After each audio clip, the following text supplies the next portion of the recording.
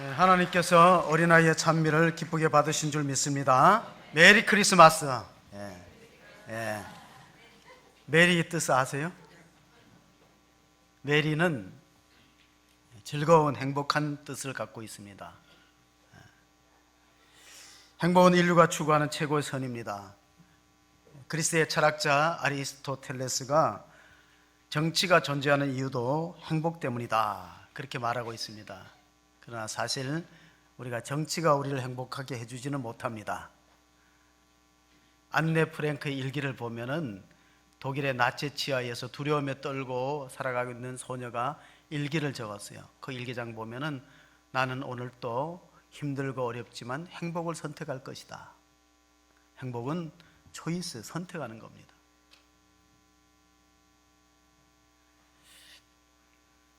OECD 국가 가운데 우리나라 행복지수가 상당히 낮은 걸로 나와 있습니다. 유엔이 조사한 바에 의하면은 세계 행복 보고서에 10점 만점에 7점이 되면 국민들의 행복지수가 높은데 우리나라는 5.9 정도, 그래서 54위, 행복지수가 54위에 랭크되어 있습니다.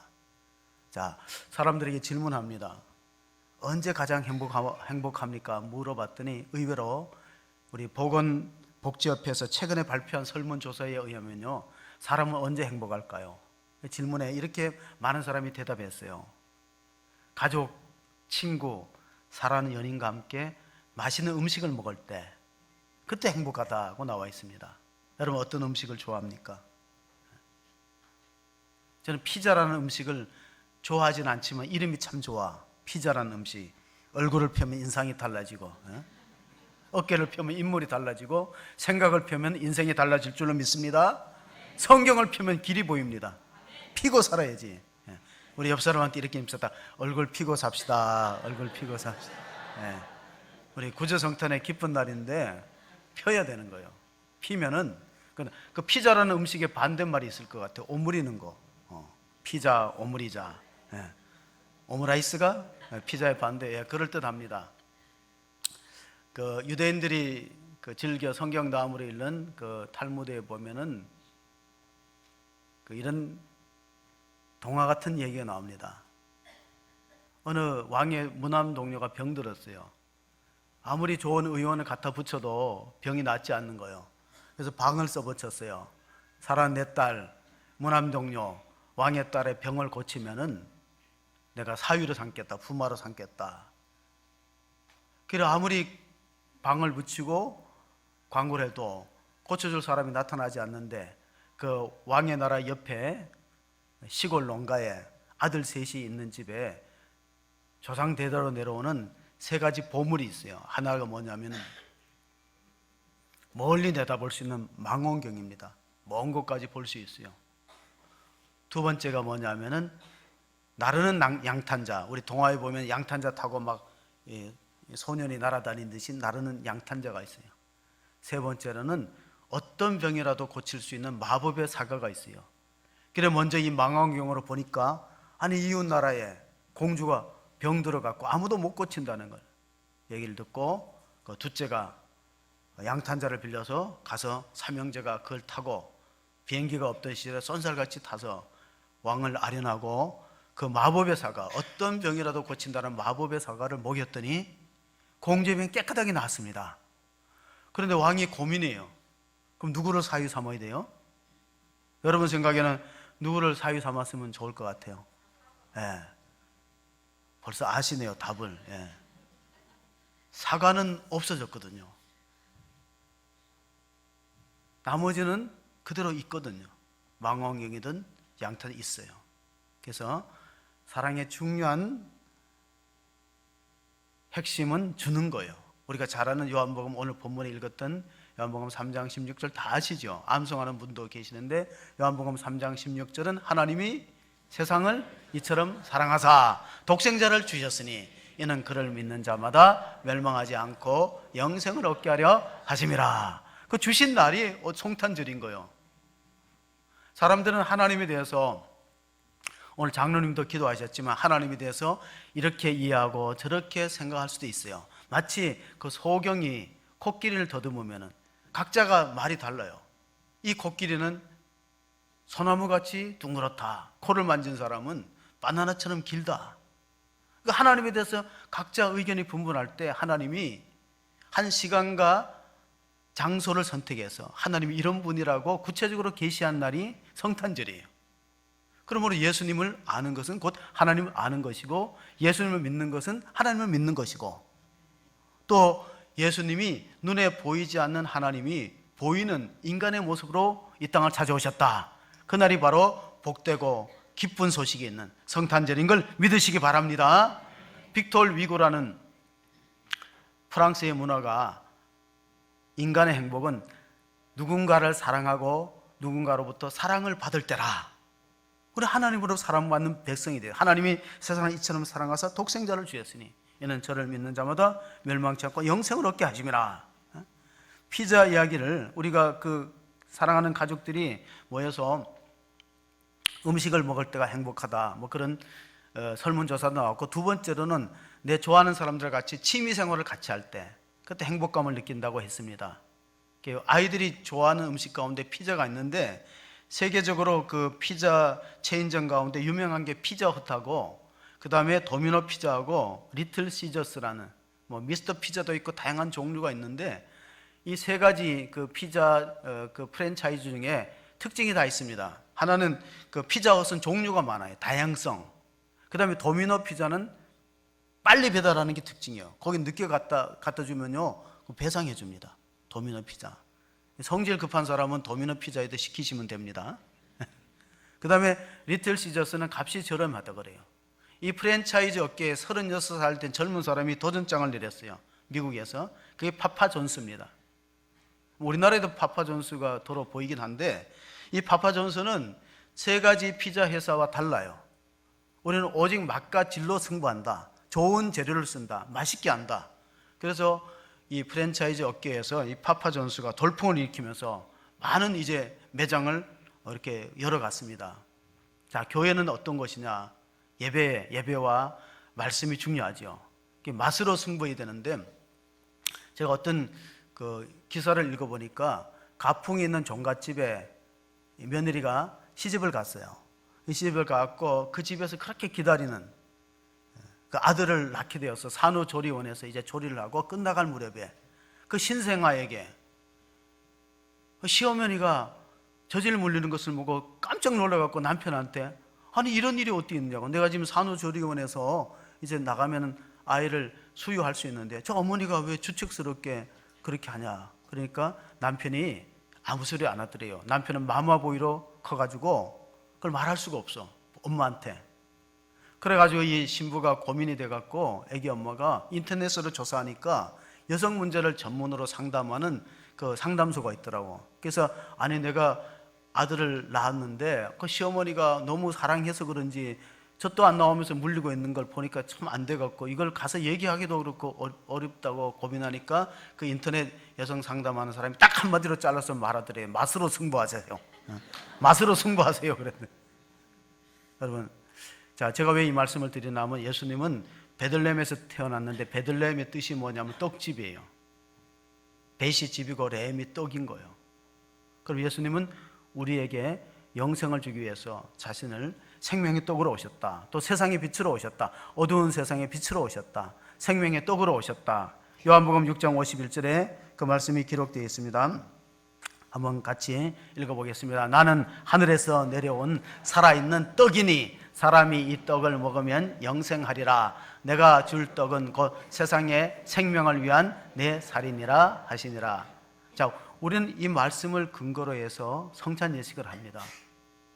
초대교회는 예수 믿는 사람 많이 핍박했는데 로마 병사들이 예수 믿는 사람이 모인 곳이 있다는 걸 알고 몰래 찾아가 봤어요.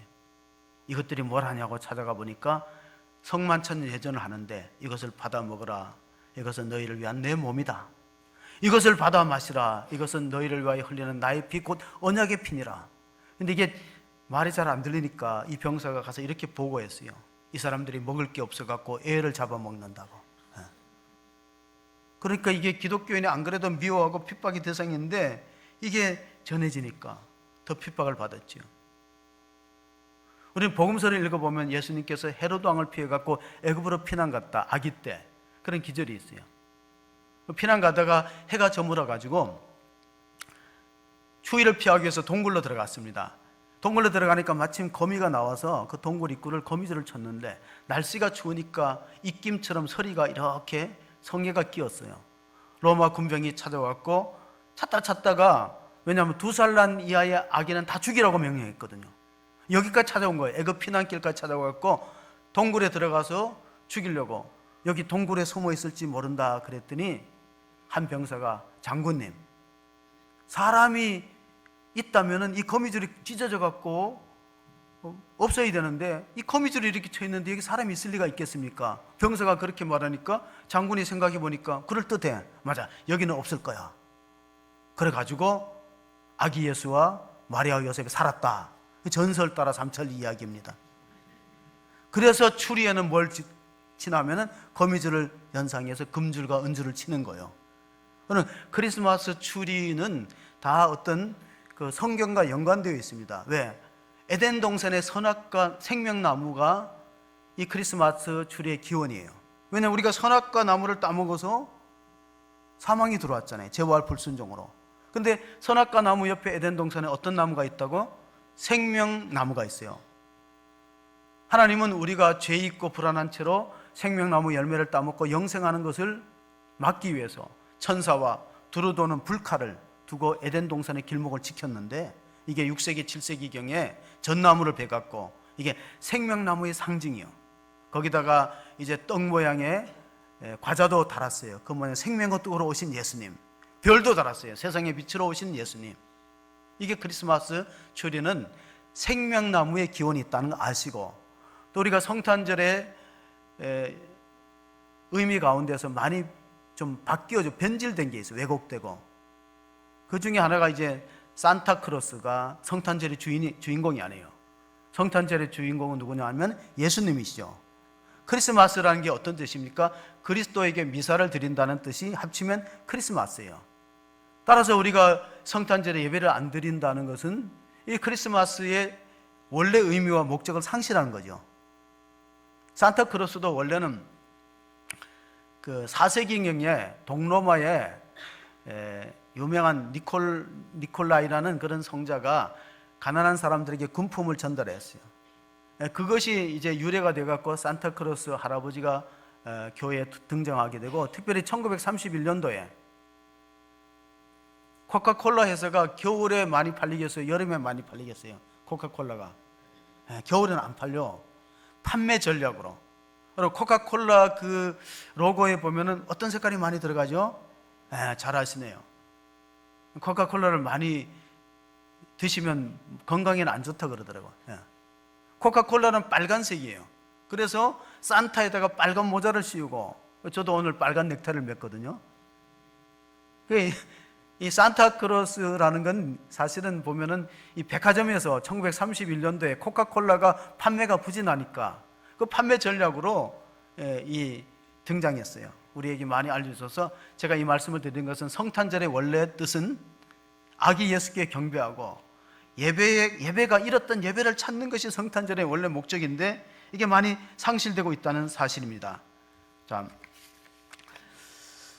우리가 성찬을 할 때는 이제 그 성만찬에 대해서 좀 몇 가지 학설이 있어요. 짧게 좀 말씀을 드리면, 천주교는 화채선을 믿는데, 화채선은 뭐냐면은 이 포도주와 떡을 들고 사제가 기도하면은 실제로 예수님 몸과 피로 바뀐다는 조금 극단적 해석이 화채설입니다. 근데 마틴 루터는 종교개혁을 일으키면서 그건 아니고, 사제가 기도한다고 해서 떡이 살로 바뀌는 건 아니고 그 떡 속에 예수님의 현존이 오신다. 공제설을 얘기했어요. 떡 속에 예수님이 들어오시고, 그리고 그 잔 속에 예수님이 함께 거하신다. 찌빙글리라는 사람은 좀 성경을 좀 급진적으로 해석하면 어떻게 되냐면, 이것을 기억하여 나를 기념하라. 그러니까 기념설을 주장해요.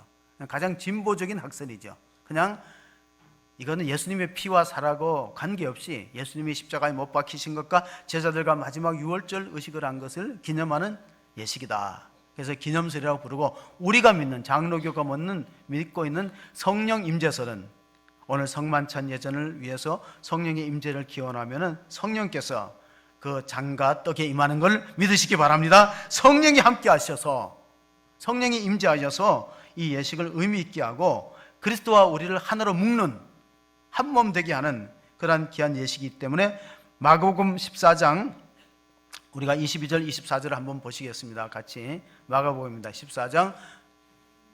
누가복음으로 잘못 나왔네. 마가복음으로 제가 적어드렸는데, 자, 이것을 기념하여 나를 기억하라. 이 잔을 마실 때마다 나를 생각하고, 또 이것은 너희를 위하여 흘리는 나의 피 곧 언약의 피니라. 예수님께서 최후의 만찬을 하실 때 제자들에게 일러주신 말씀이 마가복음 14장 22절 24절에 기록되어 있습니다.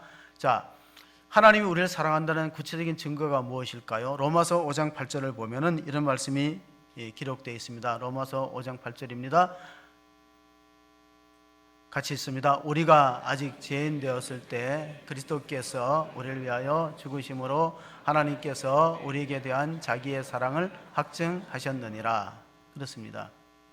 하나님이 우리를 사랑한다는 것은 증거가 있다는 거예요. 독생자를 우리에게 내어주시고 그분이 우리의 화목제물이 되어서 십자가에 죽으심으로, 그럼 우리 구원이 완성됐기 때문에 사랑이라는 것은 주지 않고 사랑할 수 있지만은, 주면서도 사랑 안 할 수 있지만은, 주면서도 사랑 안 할 수 있어요. 왜냐하면 미운 사람 떡 하나 더 준다는 말이 있잖아요. 주지 않고도 주면서도 사랑이 없는 수가 있지만은 사랑하면서 안 주는 방법은 별로 없는 거예요.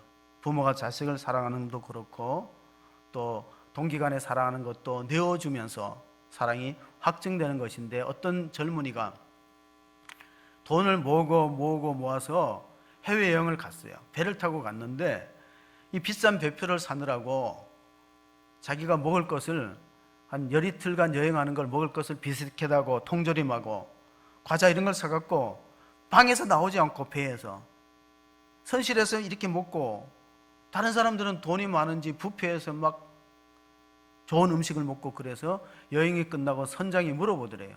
이번 여행이 즐거웠나? 그랬더니 경치는 너무 좋고 너무 관광은 좋았는데 제가 돈이 부족해갖고 그냥 이제 집에서 가지고 간 음식을 먹느라고 배가 고픈 것이 좀 힘들었다 그랬더니 선생이 깜짝 놀라면서 그 배표 안에는 다 그 뷔페식이 포함된 걸 몰랐습니까? 그런 거예요.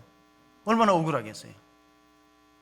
그 자기가 뱃삭에는 보면 그 뷔페에 나와서 식사하는 거 다 포함한 뱃삭인데 이 젊은 사람이 여행을 처음 했는지 몰랐고 누가 안내를 안 해줬어요.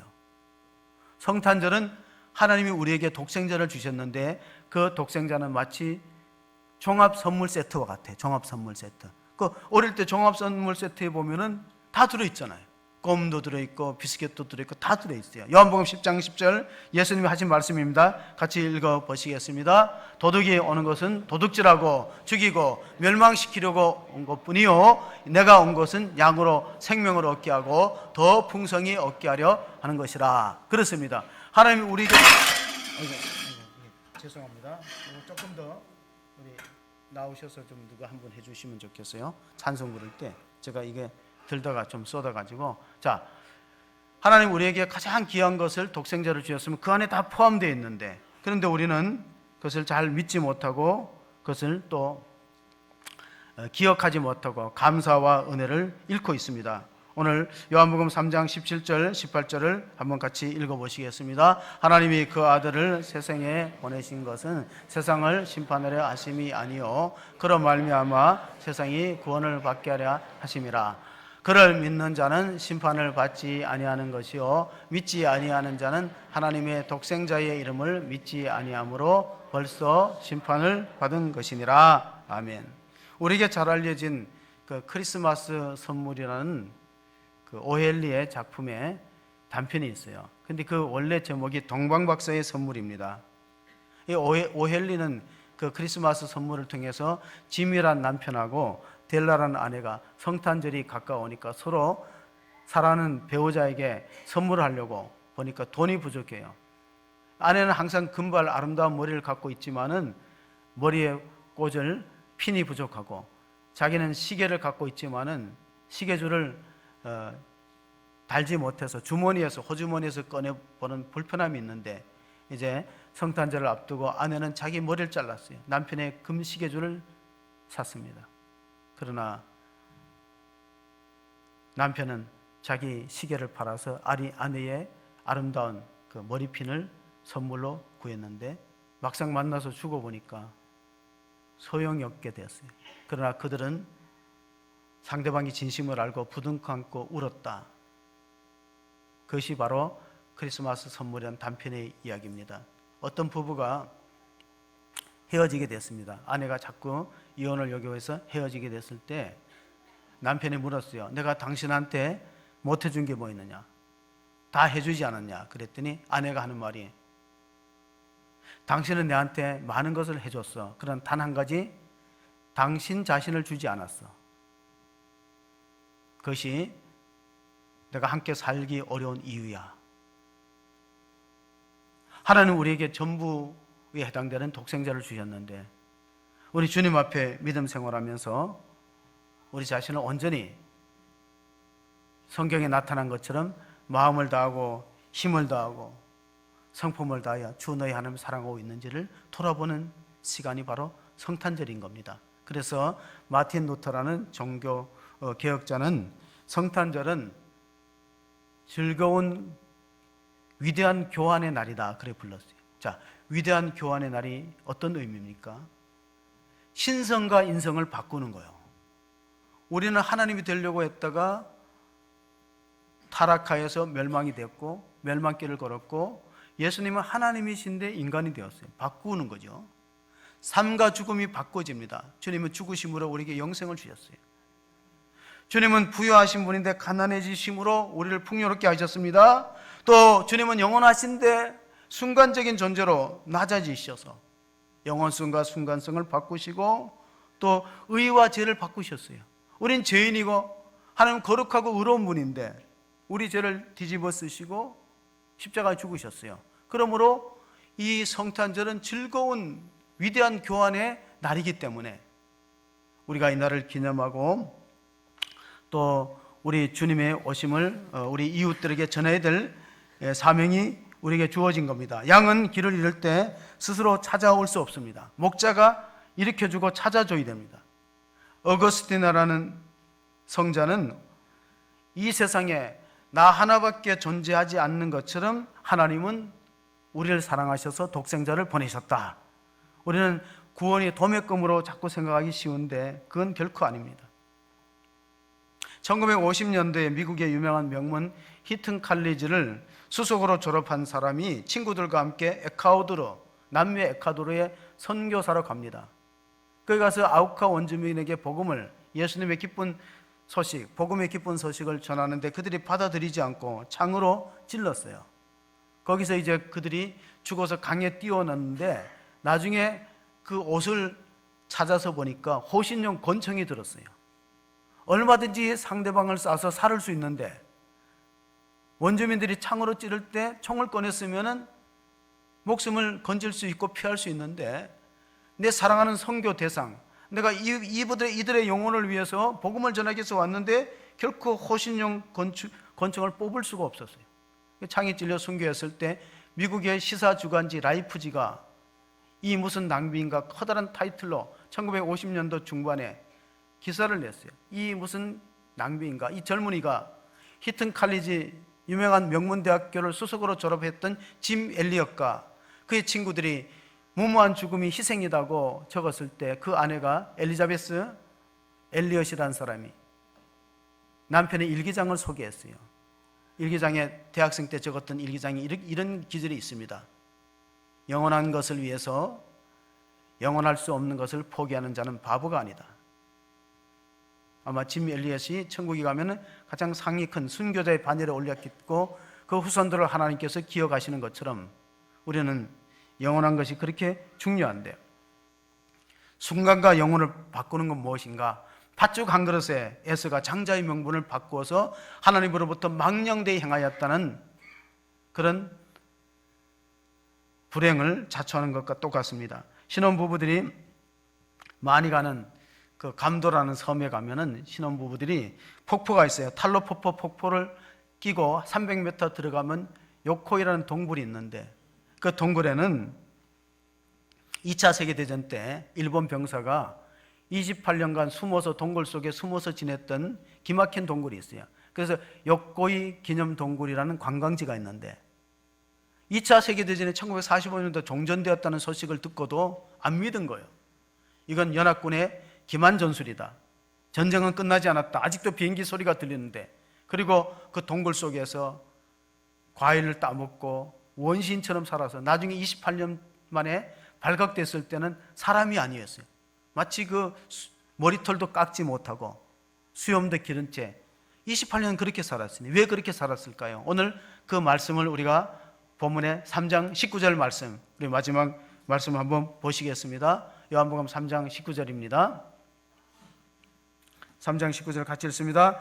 그 정죄는 이것이니 곧 빛이 세상에 왔으되 사람들이 자기 행위가 악함으로 빛보다 어둠을 더 사랑한 것이니라. 이 요코이 병사는 빛을 받아들이지 않았어요. 복음의 기쁜 소식을 받아들이지 않고 그냥 그대로 동굴 속에서 원시인처럼 살아가지고 28년에 발각되고 그가 거주했던, 기거했던 그 곳이 관광지가 되어서 사람들이 쳐다보면서 진실을 믿지 않으면, 가짜에 속으면 사람이 이렇게 어둠과 불행해질 수 있구나. 갈라디아서 5장 1절에 사도 바울이 이렇게 말했습니다. 자, 그리스도께서 우리에게 자유롭게 하시고 자유를 주셨으니 그러므로 굳건하게 서서 다시는 종의 멍에를 매지 말라. 갈라디아 교회만 이런 말씀을 준 게 아니에요. 좀 우리가 진리를 모르면은 죄의 종로를 타고 사망에 매어서 살 수밖에 없습니다. 주님 우리에게 생명과 구원을 주려고 오셨는데 안 받아들이는 거예요. 안 믿는 겁니다. 로마서 8장 1절 2절에 보면은 사도 바울이 로마인들에게 말씀하셨습니다. 그러므로 이제 그리스도 예수 안에 있는 자에게는 결코 정죄함이 없나니 이는 그리스도 예수 안에 있는 생명의 성령의 법이 죄와 사망의 법에서 너를 해방하였음이라. 오리겐이라는 초대 교부가 이런 말을 했습니다. 예수 그리스도께서 동정녀를 통해서 베들레헴에 탄생했어도 오늘 우리 마음속에 다시 탄생하지 않으면 그 성탄절은 아무 의미가 없다. 우리 마음의 왕자의 빈방을 예수님께 내어주는 결단이 있는 복된 성탄절이 되시기를 바랍니다.